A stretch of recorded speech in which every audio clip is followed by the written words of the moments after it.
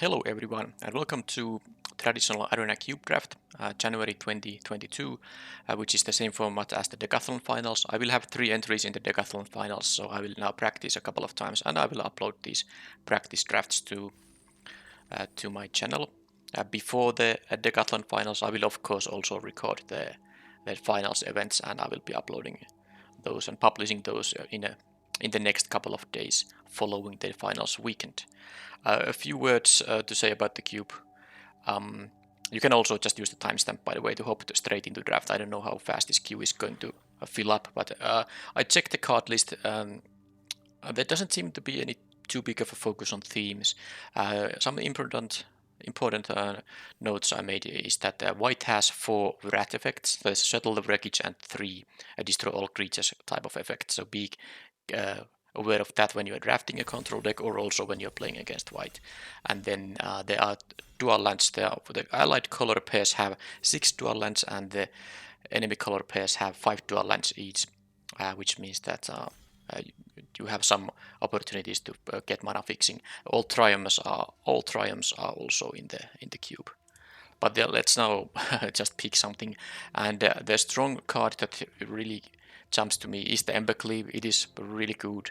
The Alrund / Haka is okay, but it's in cube you will get powerful 5 mana cards always. So while this is a great pick in Kaldheim Limited, in cube you will if the card is going to cost 5 mana, it's probably going to be good anyway.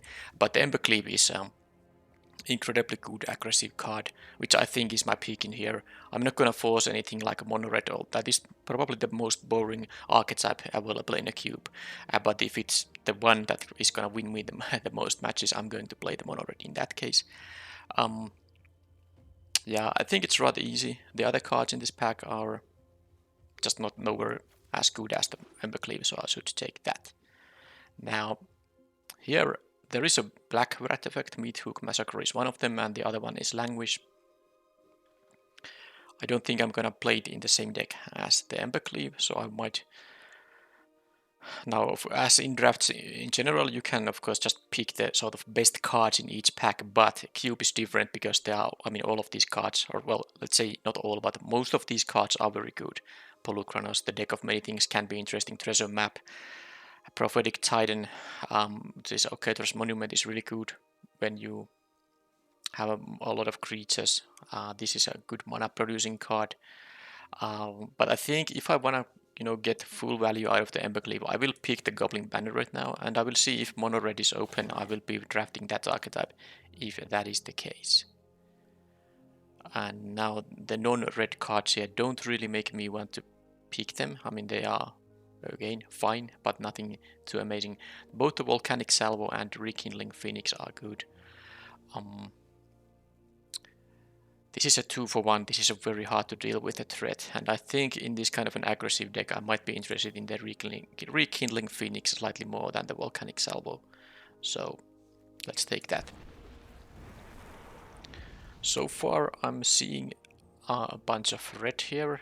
Ox of Agonas is not really that amazing in the mono red deck though, but the Perforos Intervention is not the best kind of an X spell, but it's still okay. It doubles as removal.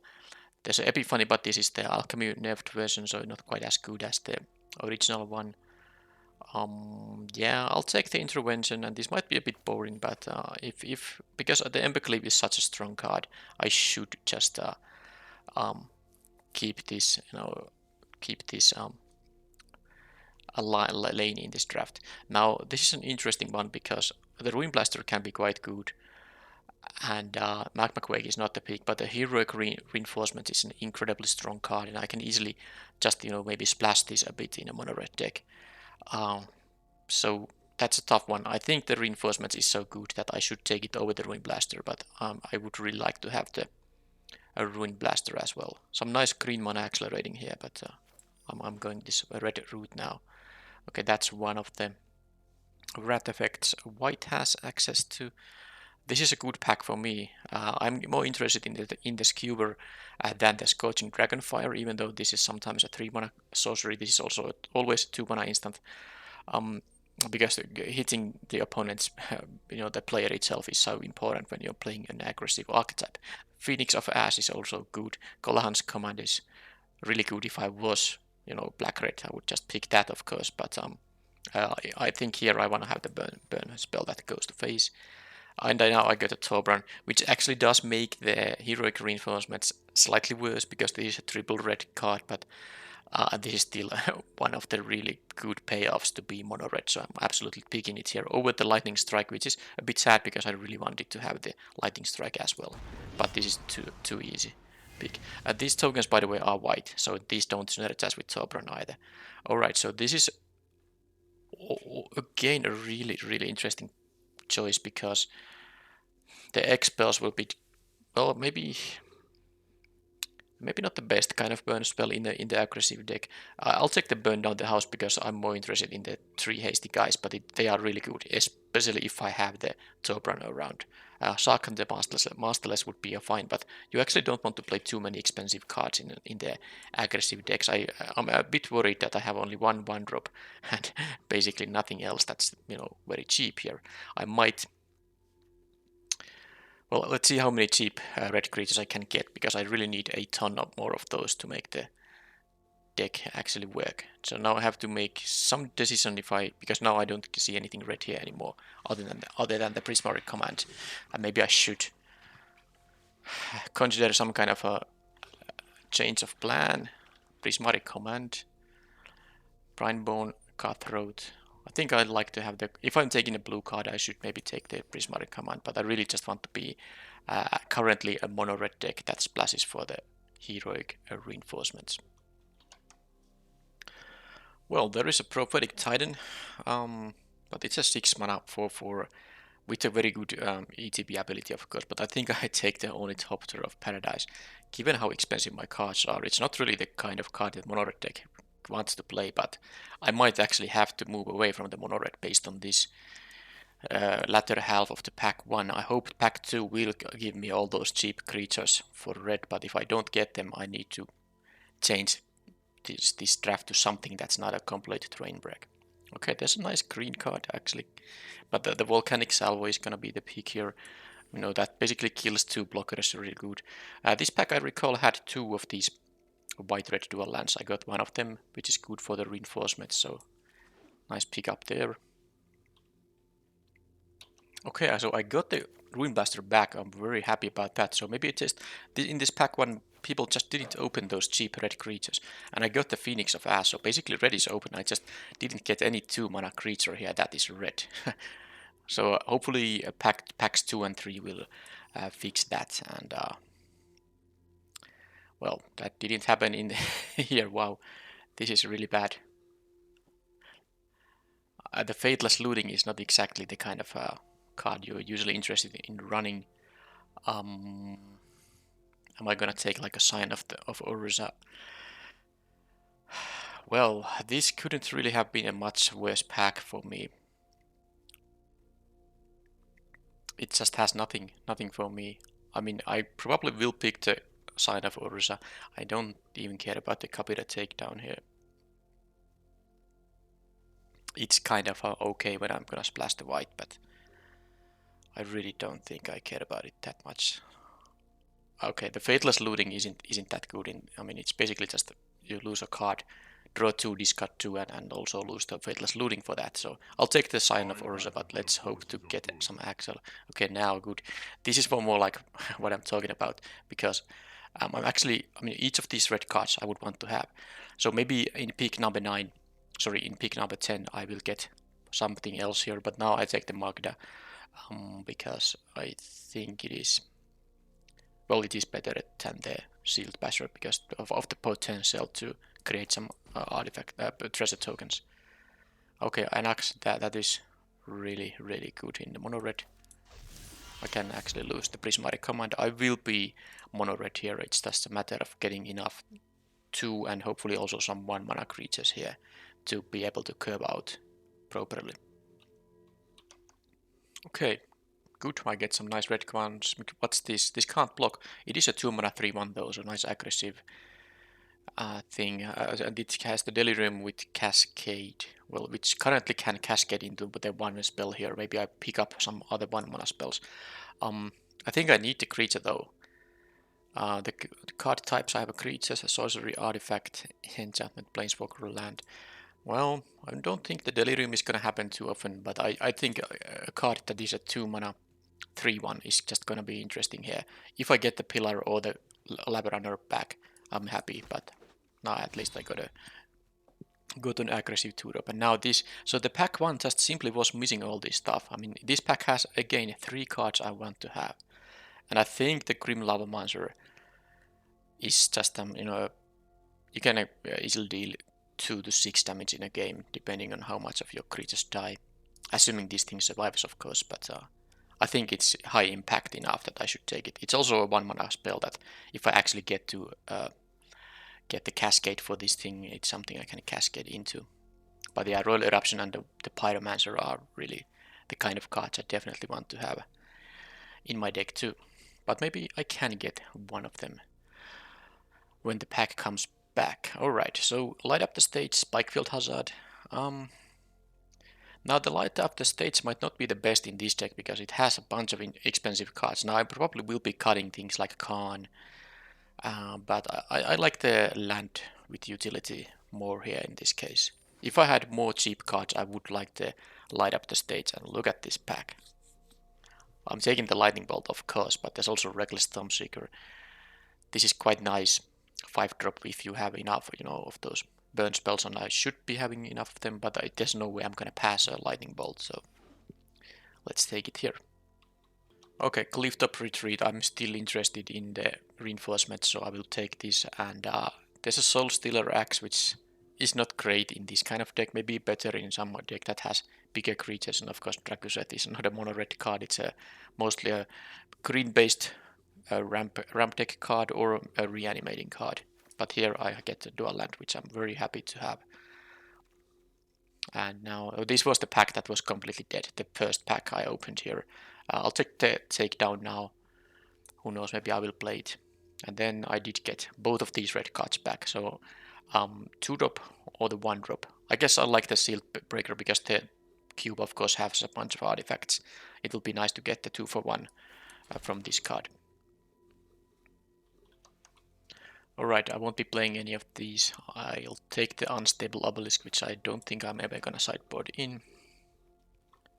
Okay, so I got both Lava Runner and a Pillar of Flame here. This is actually tough because I do want to have burn spells, but the Lava Runner is going to be quite okay too. But I think I'll take this burn spell. This does target players too, so that's a very good thing. And I got the Pyromancer here, so this is fantastic. This is just absolutely fantastic. I even got to light up the stage here.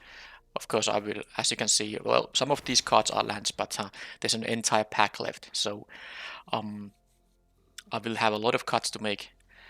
But now at least I got the kind of, I have the mana curve now. That's the important part. Now this is a very interesting pack because I am going to splash the white. Lightning Helix would be good. Seasoned Pyromancer is also really good. And then there's the very, very good land here. I think there's a good chance that both the Pyromancer and the Helix come back.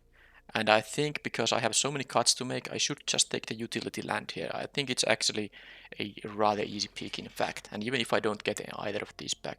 Oh, actually, sorry, there's a Sword of Body and Mind. Oh man, that is insanely good, but it is also really expensive. But I'm still taking the Den of Bugbear, but I mean the Sword of Body and Mind probably was the. I mean, it's gonna be the better one. It's gonna be better than the other 2 red cards. Now, was there a chance that the Den of the Bugbear comes back and I should have taken the sword? It is 5 mana to play and equip though, but it is really good against blue and green and well, I mean, it's a tough one. It's one of the cards you can easily first pick in a draft because it's totally colorless. Here anyway, let's take the Thorolf's Disciple. Let's get more Lightning Bolts. 3 mana, 3/3 hasty guy. The Ferocidon is also good, but Disciple is better in my opinion. And I can easily get the Ferocidon back there when the pack comes back. Alright, Crossroads also works with the mana fixing here. The less planes I'm gonna play, the better, because I do have the triple caster Tobran here. So for Forsaken Crossroads, definitely. I mean, the Mystics Mastery is not really the kind of card you are gonna play in this sort of a deck. Okay, this is a little bit less interesting now. This pack 3 so far, I would really want to have just more cheap creatures here and cheap burn spells that also go to face. This is a target creature, so even when you cycle, it's not any target. I don't think I will play the Skittering Survivor. This is interesting, but I'm not sure I care about the 4-drop. So do I want to have the removal spell or the thing that... Well, I guess the threaten effect can be good enough. Let's see. Mana Form Helix, Banefire, Smoldering Egg. There's also a land that could, you know, fix my mana for the white, but I'm not taking the Triumph here. Okay. Mana Form Hellkite is really good. But you don't want to play too many expensive cards. How many instants and sorceries? Oh, it's actually non-creature, right? Yeah, it is. So I have currently 12 non-creatures, but I will be cutting a bunch of them. Smoldering Egg won't be played here. I don't think I need the Banefire. I'll just take the Hellkite here. Okay, well, Demon Bolt has an issue in that it doesn't target the player, so I'm not... it's still a card you can play, but it's not a card I'm that interested in. I will take the Sacred Foundry to fix my mana here. Sky Sovereign is also one of the 5 mana cards that are really good, but I really want to... No, I don't want to focus on 5 mana plays in this deck. So Sacred Foundry, I think, is a rather easy pick.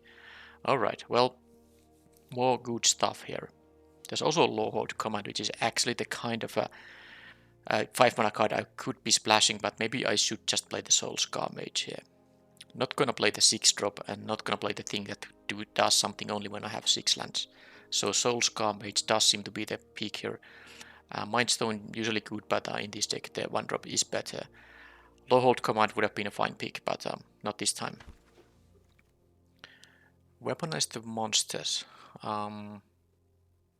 Yeah, it's kinda okay, but actually Hall of Oracles is the thing. How many instant sorceries? I will be playing at least a bunch of them, so I can get a few counters from this thing. And this sword is really slow. This is much worse than the Sword of Body and Mind. So I'll take the Hall of Oracles here. Okay, there is the Sword of Body and Mind that came back. And there's the Lightning Helix. Oh, this is so tough. I actually like the Lightning Helix now suddenly more because I got also the Soul Scar Mage here. Darn, this is tough, but I'll take the Lightning Helix. I mean, I might regret, because when I play against blue and green decks, I really want to have the sword. But it is in the end quite slow. It is quite slow indeed. 3+2 mana for it to do anything. I'll take the Ferocidon over the other options now. But as you can see, that's 30 non-land cards. So I'm not sure about the cuts yet. Okay, here Mystics is Mastery now. I'll take a Traxos and won't be playing it though, but who knows, maybe I want to have this in. I don't have many ways to untap it though, so probably. But it doesn't matter, I'm not gonna sideboard in the Mystics Mastery either. Alright, so here, expensive stuff, very expensive stuff. I think that Deem Worthy is interesting if someone has like Elder Gargaroth, if that card even is in the format, but it's something I should maybe consider here. As a sideboard card, I won't be main decking this kind of thing. Okay, Smoldering Egg, let's pick it, but I don't think it's a card I will be playing. Let's take Dismiss away, that's an annoying counterspell. Well, I got the Outcast. If there's a matchup where it's gonna be the game is gonna go late, I can sideboard it in, but it's definitely not a main deckable card. And by that I mean it's not a main deckable card in this deck. Of course, in a ramp deck where you can fetch lands, that's actually quite a nice card. It's a 1 mana card. The opponent has to remove it, or you get free dragons, which is, you know, great. So it's a good card in certain decks, but not in this one. Okay, so let's cut the lands for now. and then see what's the final build. It's gonna not feature Khan, Sign of Urza, and one of the worst 4-drops. I take the Captivating Crew away, the Deem Worthy goes away. I like to have the Salvo here, some removal for big creatures, and it can, you know, be a 2-for-1. Well, I mean, usually it is 2-for-1. Also hits Planeswalkers, which can be useful because usually it doesn't matter in limited, but in this cube there are of course a bunch of Planeswalkers, so it's nice to be able to burn those away. Now this is 28 cards still, but the Kabira takedown, I don't think I'm gonna want to have that many untapped lands. Sorry, tapped lands. I want to have untapped lands. Alright, I'm gonna actually not play it. And the Spikefield Hazard is a land, basically. So I think I will be playing 17 lands plus the Spikefield Hazard. I mean, sorry, 16 lands plus the Spikefield Hazard, which means I only need to cut 3 more cards in here. And I think I still have a rather expensive mana curve here. The light up the stage might not be worth it. I think the only top tier of Paradise, I don't want to play a 2 mana O2 even though it can ramp me into some of the good stuff, but that's an easy cut there. I don't think I want to cut anything cheap here, although this is not cheap, it's an X spell. Currently I'm having 15 creatures with 11 non-creatures. I want to play all the 2-drops, they are very important. I really would want to have more than 4 of them, but at least I have a bunch of, I mean there's a 3 1-mana creatures, so I could maybe curve out well often enough. I think I will cut the Perforos's intervention, and then one more cut. It probably is going to be the light up the stage because it's such a heavy mana curve in the end. Yeah, the other ones are better here. Yeah, this is the deck, so 23 non-lands plus the Spikefield Hazard and all the other non-basics I'm going to be playing. So yeah, I do miss here some early play creatures, but hopefully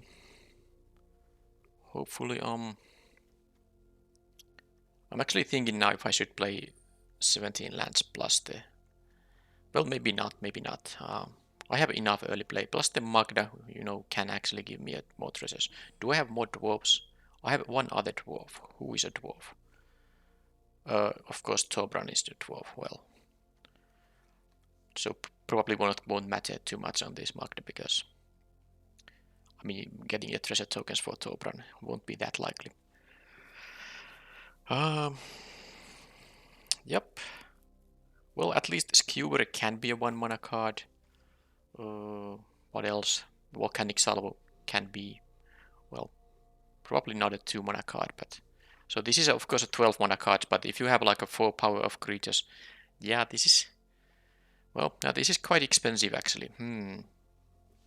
I'm now having second thoughts about it because my deck doesn't have that many high power creatures. If you have like 6 power of creatures, this will still cost 6 mana. Oh man, I'm actually going to cut it. And now the question is what I'm gonna put in instead. Maybe just the Captivating Crew, or maybe I want to play the Dragon Master Outcast, but no, I don't have ways to ramp up my land, so that's a bad idea. Oh. Fine, let's take the crew. I mean, if your opponent has a big blocker, I can, you know, gain control of it and it can't block and I can instead attack with it.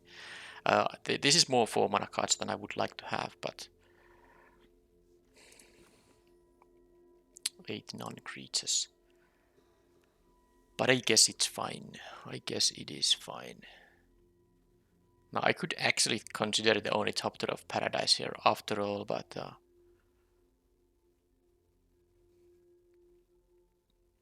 it's actually tough. Darn. I don't want to waste too much time here. Maybe the Perforos's intervention after all, instead of the Captivating Crew. You can use this as a kill spell. With 2 mana it deals 2, with 3 mana it deals 4 damage. Okay, actually I'm gonna cut the Captivating Crew and play the intervention. It is creature removal, and of course if you do have access to a lot of mana, You can make the elemental creature.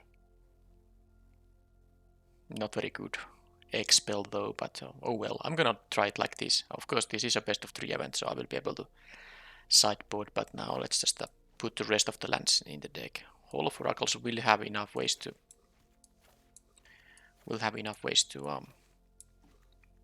I mean, I have what, 8 total of instant and sorceries, so I will be able to getting some counters out of this. This can also fix my white mana.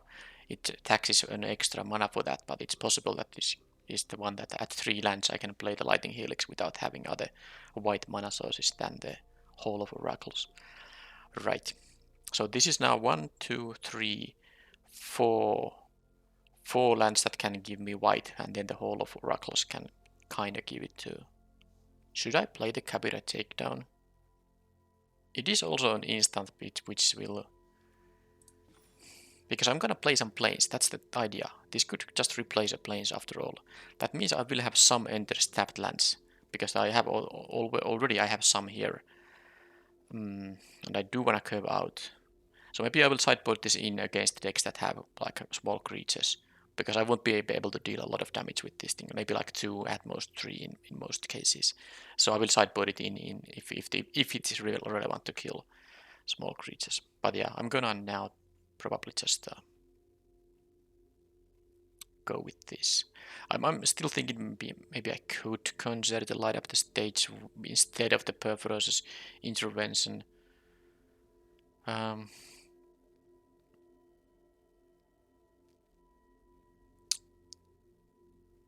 Yeah, it's actually kind of tough now. I do have a bunch of cheap cards. If I can play this later in the game, I can. Okay, final cut here. Let's take the light up the stage for the main deck at least. Then if I want to have creature removal, then I can put this in too. Because this is the first part is rather inefficient way to deal damage to the opponent, and they can have removal or bounce spells to just prevent it altogether. It's not a Bane Fire. Alright, so how many planes I want to have here? I guess at least 2. If I have 2 planes in here, and then I have 8 mountains, that should be probably good enough. Okay, I maybe spent a bit too much time in this deck building, but now it's done. Now it is done.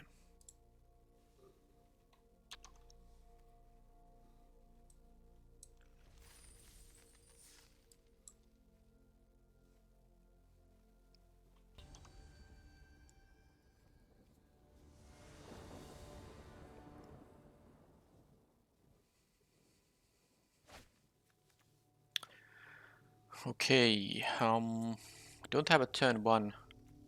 It's fine, I guess. Opponent seemed to Malian there, I think. But yeah, if this was a mountain, it would be a better hand, but I guess I can play the 3-1 on turn 2, and then, well, let's see what I draw. Okay, another red deck. So I'm actually, yeah, I'm on the draw, so this will be an untapped one. I will get red here.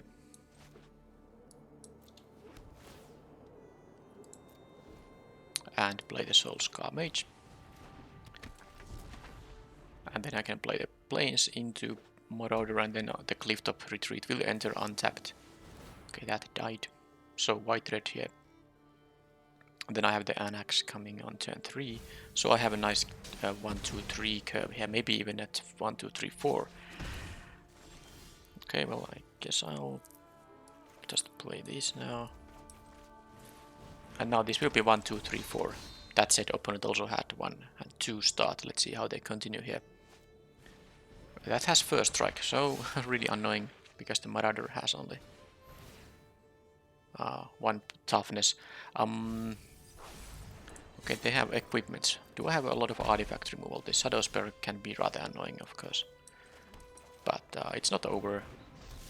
My 3-1 is really useless though against the first strike. I might end up. Well, I suppose I can attack with it when I play the heroic reinforcements. That's not going to be on the next turn though. They will have to actually block the Anax here. They got very quick delirium here. They have an artifact, instant creature, and sorcery now. That was very fast. But yeah, they maybe want to... Oh, there is one way to kill an artifact. I will maybe make them equip it first. Anyway, I'm going to play that Phoenix here for sure. So I'll just do this. Anax will be attacking for 5.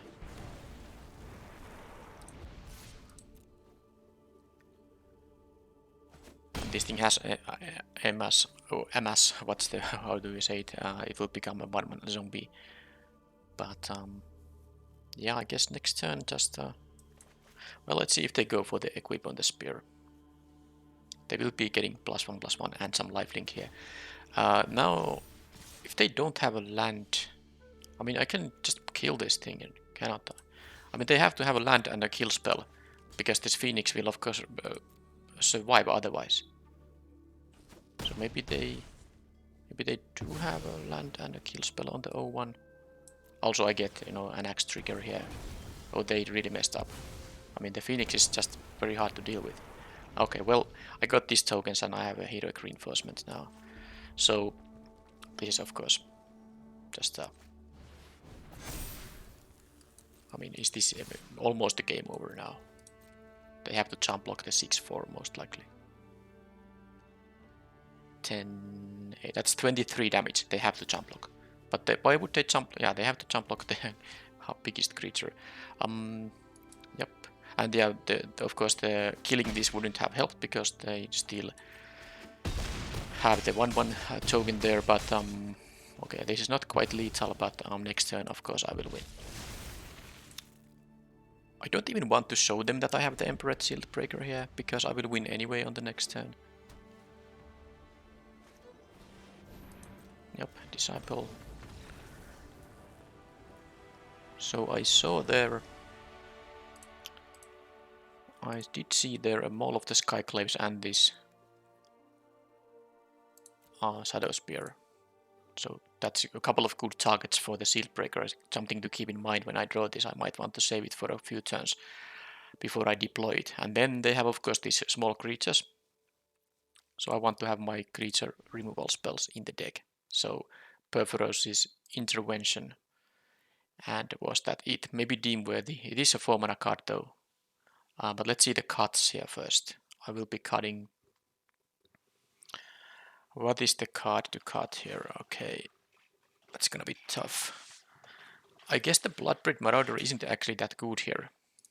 It's not, it can't even block.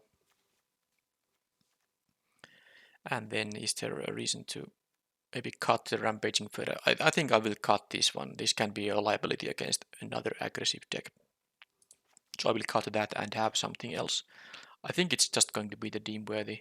Oh, it could be also, well, I mean, let's do this Deemworthy anyway. I can cycle it and kill something. And then I will replace one of the planes with the Kabira Takedown. This is a bit, a quite high amount of Ender's tapped lands, but hopefully I will survive. I can buy some time by using my cheap removal spells to kill the creatures. And I have still some powerful later game cards here. Yeah, that's the sideboarding here.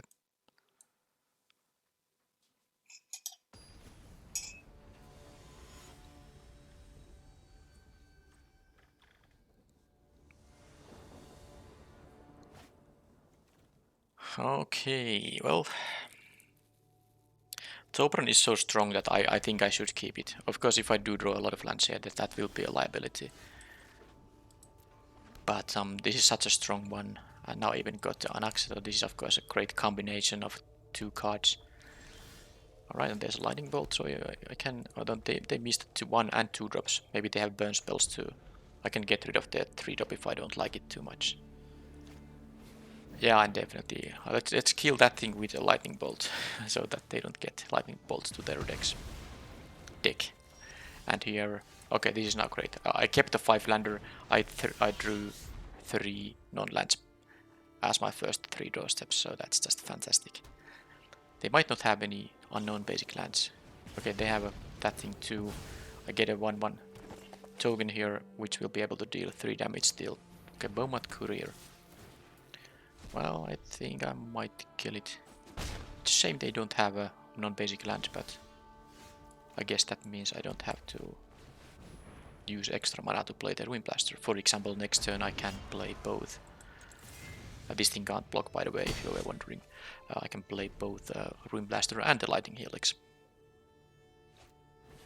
Zariel. So this is not too amazing of a Planeswalker. I will be able to get rid of it with the stuff I have. Oh, they do have the Bomat Courier as a blocker though. Well, it's not a big deal, I think.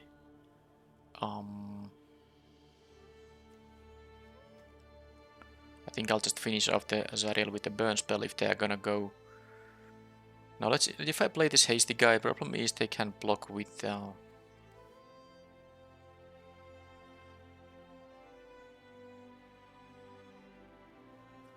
can block the Tobran with the 1/1. No, it's fine actually. I don't care. I don't care. Although I can just kill the Bomat Courier, of course, and then attack. No, it's still not good enough. Huh. I want to get rid of the Zariel, so I will just do it like this, and then post-combat Grim Lava Miser should be quite good. So now this is going to be good enough. I might as well play the land here. So all attack here and let them make blocks however they want to. They have to block both the Tobran and the Ruin Blaster if they want the Zariel to survive, and of course now I can just probably finish off the... No, they can kill the 1/1 here, of course. Now they can make those 1/1s here, and of course the Grim Lava Miser is quite bad when they have this Devil token, so I guess I'll just do the Lightning Helix on here, and now not necessarily sure if that was the optimal way to do things. I think I should have attacked. Well, it doesn't matter now, it is what it is. And this, of course, with Tobran, this Skewer is gonna deal 5, so that's really great here.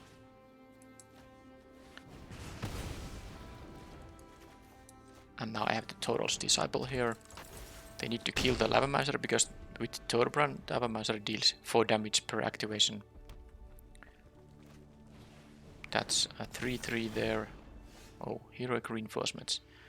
I think I should just kill this guy though. Why wouldn't I do that?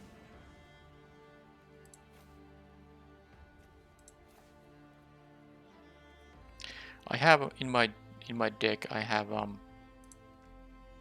the Delirium. No, I should put it out, the Delirium thing. Well, in that case it doesn't matter.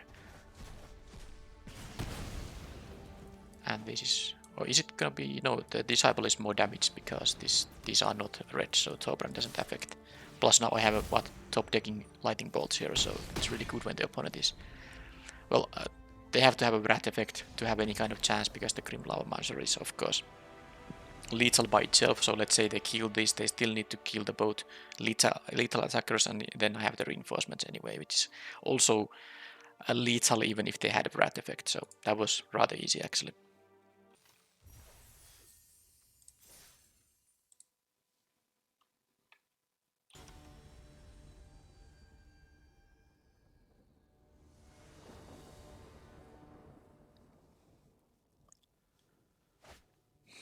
Okay, I don't have early creatures, but I can burn if they have something, and then I have the Phoenix here.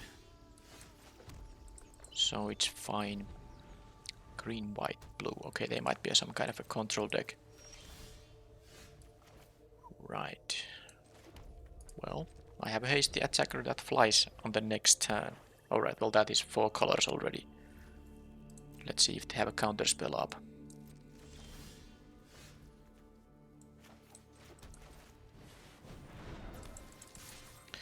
Doesn't seem so. So next turn I can play the reinforcements now that I did find a land, and maybe then get these 1/1s, but they might have Wrath effects. I have to be careful about that. But this has escape. Okay, they have a Thassa, so they can blink things. Alright, Hall of Oracles means that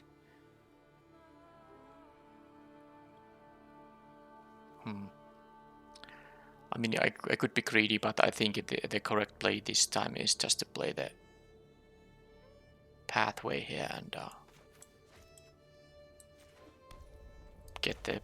deal the massive amount of damage I can still deal here. because with the burn I have here, I mean, burn down the house will be also quite nice. And now I can use the Hall of Oracles in conjunction with my burn spells. If they don't have life gain, I think they will have very much difficulties beating my burn here, because these devils have also very good, you know, death trigger. They have a Field of the Death. Okay, that explains why they have so many different lands. So now what I'm going to do, they don't have blue mana up, so there's no counter spell available. I think I might steal. This has a pump effect too, so what can I do here? I can actually do it like this. Not sure if this makes sense. I could attack with the 3 tokens, but I can deal the same amount of damage sort of by doing like this and maybe playing the Pillar of Flame on them. And then I can use the Hall of Oracles, give a counter on one of the 1/1s, and then I will attack for this much damage, how much it is. And now my Lightning Bolt is lethal here. Of course I have the hasty attackers too, so they really need life gain now. That's the only way. They haven't actually done anything to my board, so that's very easy to win in that case. They have Bloody Thus, that doesn't do anything now. Mana accelerating and the Field of the Death will... Yeah, that's just that's way too slow. So Finality is one of the rat effects in the format too. This Find Finality, of course. This is the split card from Guilds of Ravnica. Okay, so I basically learned nothing else than that I didn't see creatures, but of course they're gonna have some creatures. Otherwise the Thassa's blinking ability is not very good. It only works on creatures. Alright, so Ruin Blaster will be good there, killing potentially even the Field of the Death or some of the other stuff they have. They have at non-basic lands that they will have a bunch of. Is anything here like a bad card? Against such a deck, I don't think I don't need a Captivating Crew or anything. I do expect them to have rat effects, but I have some resiliency against rats in this deck. Yeah, okay, I'll just keep the same deck. I don't think there's any reason to change my build here, based on that one game at least.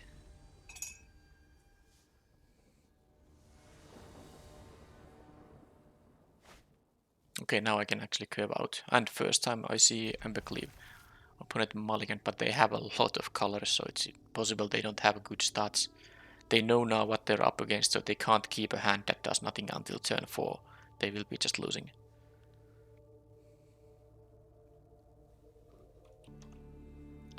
So they kept 6, and I get to play my 1-drop. I don't have a turn 2 play, but if nothing else, I can play the. I can deal 2 additional damage by activating the Banneret's ability here. Goldstein Hard. Okay, they have the mana accelerating now. Okay, this will eat. I'm kind of balanced that. Alright, so let's just use this. Do this. Then I can play probably Anax. Yeah, that's gonna be better slightly. Now they do have access to 4 mana. What was the color they mentioned here? White. Hive Heart Shaman. Well, they get to find more lands with that thing. I still think that... Well, what do I think here? The Anax is so good with Embercleave, I should just play Anax. It's gonna be a 3-3 now anyway. So if this attacks, they may search a basic land.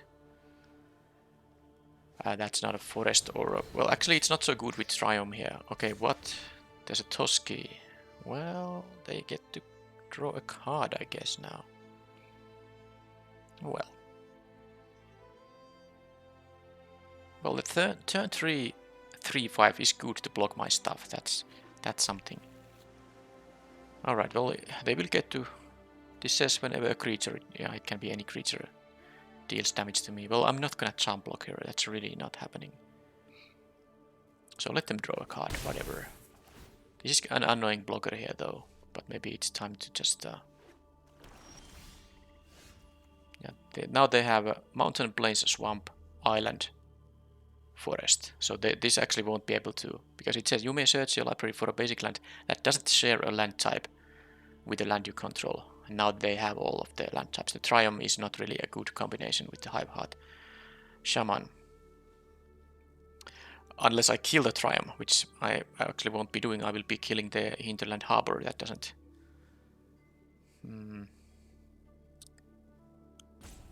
I'm not sure if I should play the... No, I'm of course using this as a...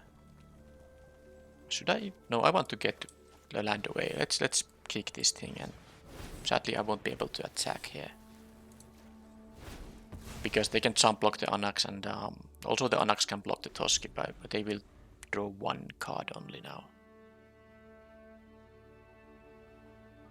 Okay, but with the Embercleave I will of course have a decent chance here.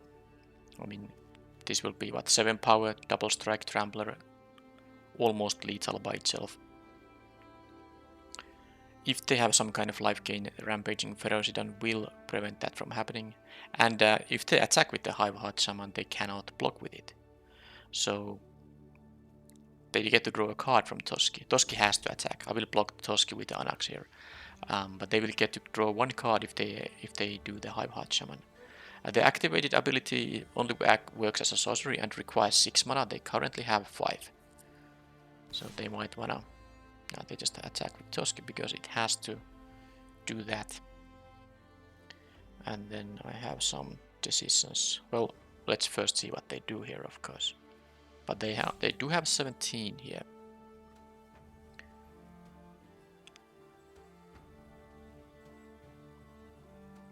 So with this, well, they're gonna have something. I mean, they have 4 cards in their hand. So why are they?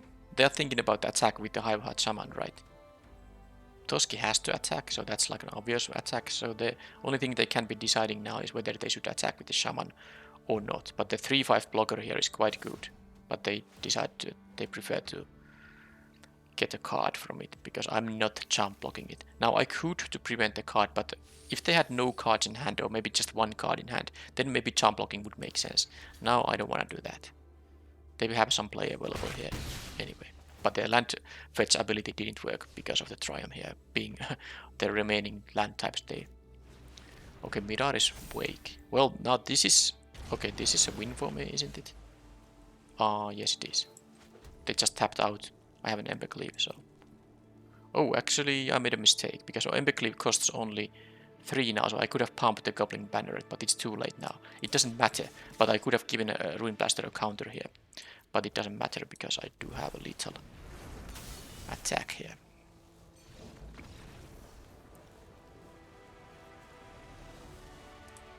Well, that was Embercleave with Anax. I also have Thorbrand, so I have a lot of the Throne of Eldraine unfair mono-red cards. Okay, 2 wins and 1 more match left. Okay, immediately found an opponent. So this is a bit boring archetype, you know, the aggressive red deck, but if you have a first pick Embercleave in a cube draft, that is really a strong card and worth picking. I go first. Okay, I have here the Magda here, which if it gets to attack profitably, I don't care if it gets traded down, but if I get the treasure token, then at least I can play the Ferocidon, another red deck. But also I got the 3rd land, so now it doesn't matter if they burn down the Magda here. Is that mono red? No, it's a black red now. So I'm going to just play the Ferocidon here. I'm not gonna play the hasty Ruin Blaster quite yet. Should I? They might have a discard effect of some kind. I will get the white mana here now, just in case that I have it. I already have the Lightning Helix here too. So now all creatures will cause players to lose life. Mayhem Devil, well, that's a target for the... I don't wanna see that happen, so I'm going to pre-combat. Yeah, I'm gonna just use the... Yeah, I can play the Skewer, and then I have to play the Lavamancer. Let's leave the instant speed removal spell in my hand. is already them going down to 12 here. I mean, they had their first spell on turn 3 and they were on the draw. It's really not great against a aggressive archetype. They used the entire turn to kill that guy. Okay, that's totally fine. Now they don't have non-basic lands. In that case, okay, I will just haste up here. So I'm gonna play Anax. Doesn't have haste, but this thing has. Without kicker, of course, it would actually. If I played kicker, you have to target your own basic land if opponent doesn't have any. So be careful with that thing. And then that's how many damage. And now if they have a Wrath effect, Anax will. If they have a Languish, this will be 0 power, but it would still give me 1 once.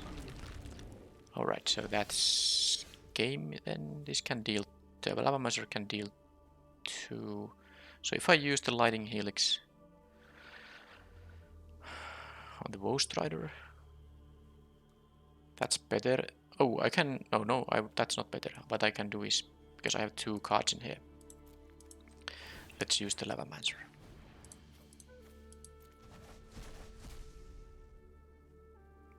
They can't really use their sacrifice ability, they need the blockers here. So now I will attack with these guys, they will block the... they won't be dying right now, but it's close that they will be eventually dying, so... actually, let's not make any... If I use the Lightning Helix on this guy, they have to block Anax, and then they will lose the egg too, and they will go down to 3. If I don't use the Lightning Helix, they will block the Anax with the Oath 1, and then block, and they will even get to save this Smoldering Egg, so I definitely should actually use this Helix like this. Force them to jump block the Anax, and they go to 3, so they need mass removal now. And of course Anax again gives me 1/1 guys from all these guys when they die, so yeah, that's not gonna work. They get a... Well, Sarkhan has a good ability though.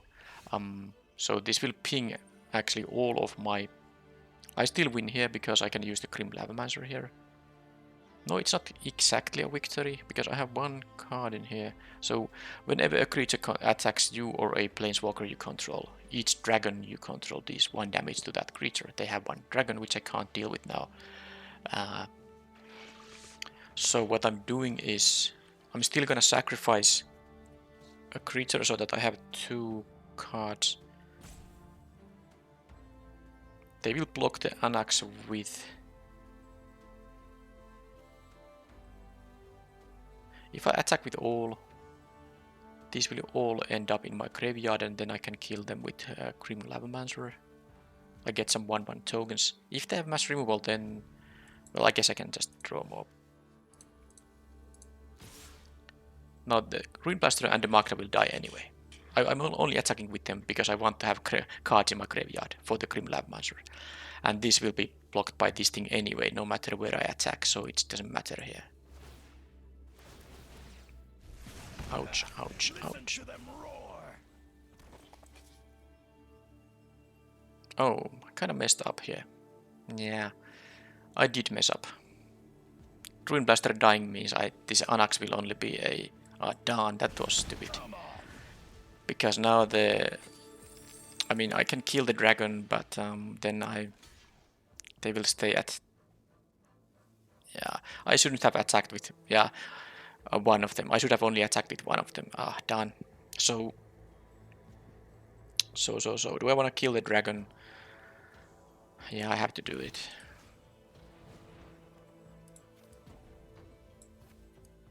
I have to do it. So now, sadly, what this means is that if they have a mass removal effect, I won't be winning. They can't make another dragon yet. So. Yeah, it would have been a lot better if I could actually burn them down to 1 here now. Which I could have done if I didn't attack with one of the guys.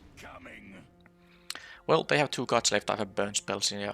If I get to untap with the Grim Lavamancer, I get to deal at least 2 with these. I have 3 1/1s here. They do need a mass removal effect here. And I have hasty attackers, I have a lot of outs, but I could have played that turn better. And the correct choice was to only attack with Anax and one other guy. To keep the Anax as a 4 power creature, and they gladly didn't have anything, but I guess it's sometimes the cards can be complicated. Even though I have played with and against Anax quite a bit in the past, but I guess it's some time since the last time. Alright, so black-red, they have a Mayhem Devil. I'm not sure how much of a sacrifice. Well, they did have one sacrifice outlet here, so these are a very good combination of cards. But of course I have a lot of removal. Now, because they have the Sarkhan, the Masterless, and it has the very annoying ability, and I have a lot of 1 toughness creatures, I want to be able to burn it. Or perhaps even the dragon it's gonna put there. But Perforos intervention says it also targets Planeswalkers, and this also targets Mayhem Devil, which is really important, because I don't want that thing to survive at all. And this also says Planeswalkers, so I'm gonna definitely put the Capita Takedown in. I will cut the Planes, and then what will be cut? Do I want to play something else, like a Deem Worthy? That could be interesting, actually. But this doesn't target Planeswalkers, so maybe not. Maybe not. Okay, I need to cut one card, though. Now, I did see a non-basic land, but I still want to have the Ruin Blaster still, just in case. What is the least impressive card? Maybe I could cut the Light Up the Stage. I do want to have the possibility to curve out nicely. Okay, I'm gonna cut the Light Up the Stage now.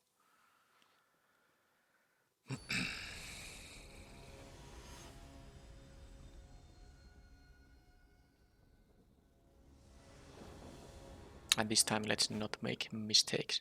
Alright, this is fine. Totally fine hand here. Okay, Hall of Oracles will be good with the sorceries and instants. Again, they don't have a 2-mana creature, but they might have a removal spell. But at least I get to knock them for 2 here. But yeah, I do want to have draw some creatures here. Lightning Strike deals with that.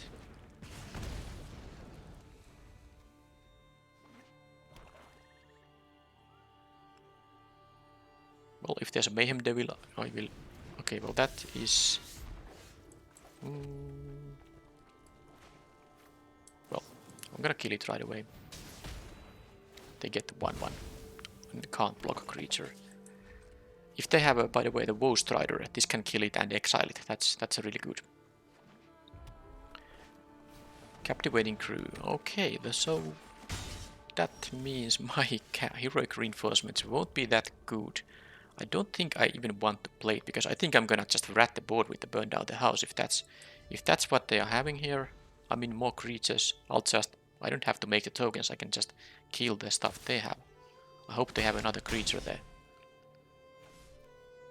This also kills Planeswalkers, so if they have a Sarkhan here, that's also fine. 5 damage to creatures and Planeswalkers. Well, sadly, that didn't quite happen. So am I supposed to wait for a bit? That means taking 5 additional damage here. They might have a Sarkhan here, that's the thing here. I'm actually playing this. I don't want to even show them that I have the Hall of Oracles. I hope they have a 5th land drop. I will go to 12 now, of course. But okay, there's the 5th land drop. Now I hope they have a Sarkhan. Crypt Breaker. Well, that... I guess... Okay, this is... That's gonna hurt me a lot. Now I have the option to use the Pillar of Flame before I'm gonna burn down the house. Because this says whenever a non-token creature you control dies. Deal... Okay, well I suppose it's only 3 damage. I go to 7.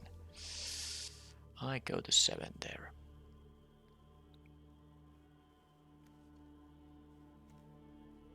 I kinda don't want to waste the Pillar of Flame here. I go to 7. Fine, let's do that.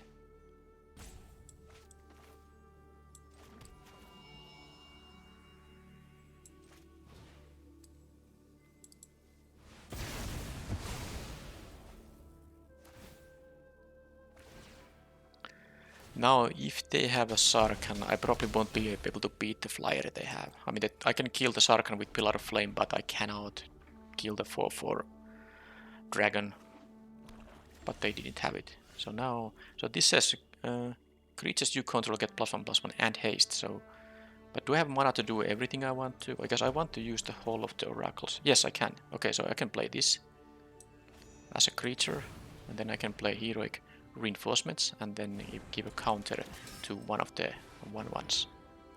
It seems like they have a removal spell, but I mean, I will have 3 creatures here, and okay,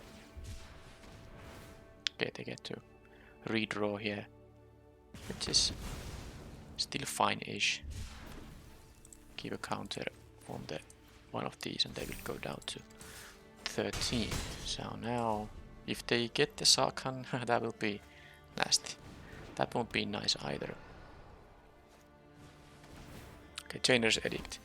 Well, I'm gonna sacrifice the 1/1, but they will have access to 7 mana if they have 1 more land drop. So I can just lose here right away. This also says amount of mana spent to cast the spell. Okay, they are not gonna block here.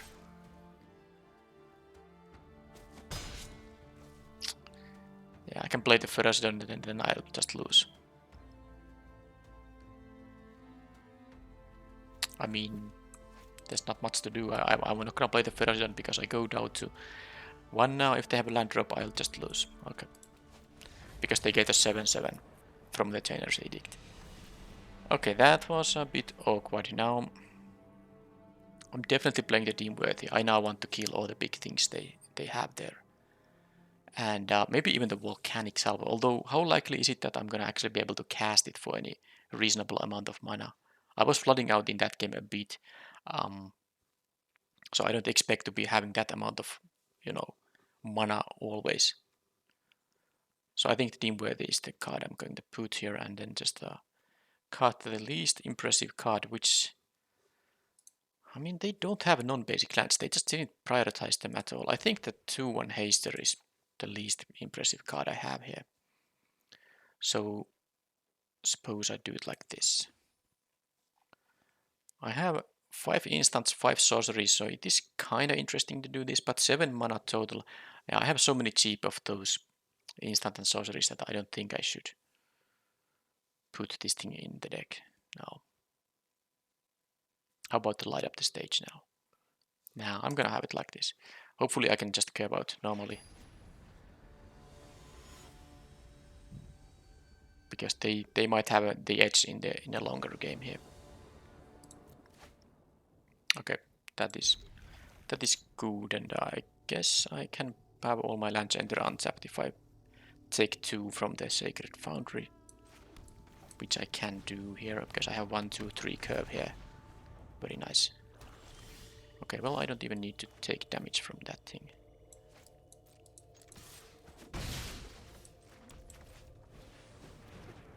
At least yet.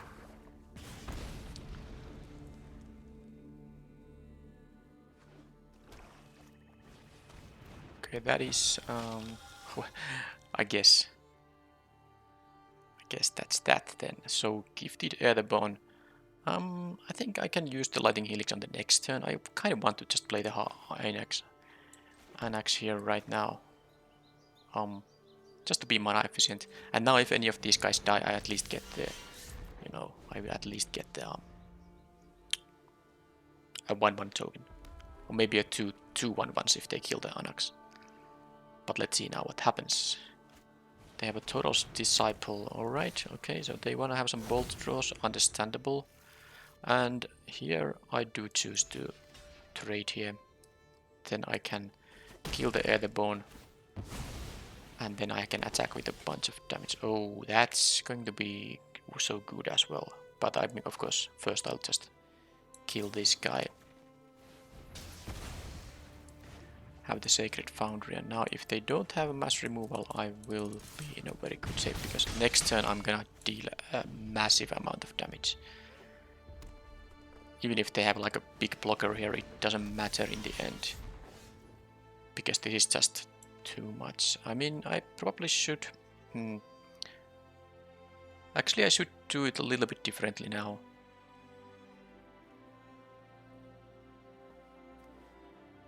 If I attack with all... If I do this thing... Okay, well, first of all, let's count how much the amount of damage I can deal, because I will have 6 creatures. They're gonna block the 3 power creature. They will take 10. Okay, whatever. I can even lose the Grim Lavamancer because now they need specifically life gain to survive. I guess if they have a life gain, that's gonna be bad. I could have played this Rampaging Pteranodon, preventing them from any life gain. But yeah, this is actually... Look at this, by the way. This would have been a stabilized way here to win, but I have this because, of course, all these have 1 toughness, and I would have... These wouldn't have been able to attack. I guess the Den of the Bugbear.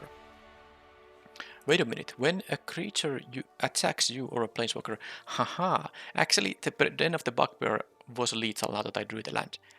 Because the 1/1 that is put into play tapped and attacking, it actually doesn't trigger this 1 damage ability.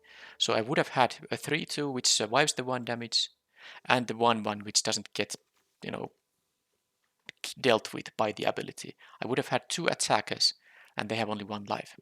So that would have been lethal with just the land as well. Okay, so that was the first cube draft of this particular iteration of the cube. Well, maybe a bit boring, but like I said, it's not a bad idea to first pick an Embercleave just because it is such a strong card. I won the 1 game with the Embercleave just out of nowhere because opponent tapped out with the Mirari's Wake, had their creatures, they attacked with them, and then I dealt what, almost like 20 damage or so in the 1 turn. Of course, the fact I had Anax there helped there too, but this is of course a massive way to deal a massive amount of damage and also push basically through any kind of a bigger blocker as well. So, and then I got enough. Well, I got some mono red cards in pack 1, but I got the cheap ones in packs 2 and 3. But eventually I did get there, so a pretty decent deck. I would have preferred a bit more 2-1 plays here, creatures especially to be able to curve out from turn 2 more consistently. But also the powerful cards here. The big cards I had here. Phoenix was pivotal in the 1 game. Tobran is amazing, obviously, and the heroic reinforcements. If you wonder it during the draft, why did I pick this? And you saw how powerful card it can be. This is just an amazing aggressive card. So it was definitely worth splashing it to the deck. Okay, so let's claim the prize. I suppose I get some individual cards here. That's an uncommon, and then a rare from Ixalan, Kopala. Alright. Great. And then I already had the full set of M21, so that's something that was just 20 gems. Next draft, well, actually there will be a Crimson Vow draft coming, releasing on the same day, well, depending on your time zone, but if you are in Europe or in the United States, for example, later this day there will be a Crimson Vow draft, and then on Saturday before the Decathlon event starts, there will also be another cube draft publishing on my channel. But yeah, I will see you in the next video in the Crimson Vow draft. Thank you for watching, and bye bye.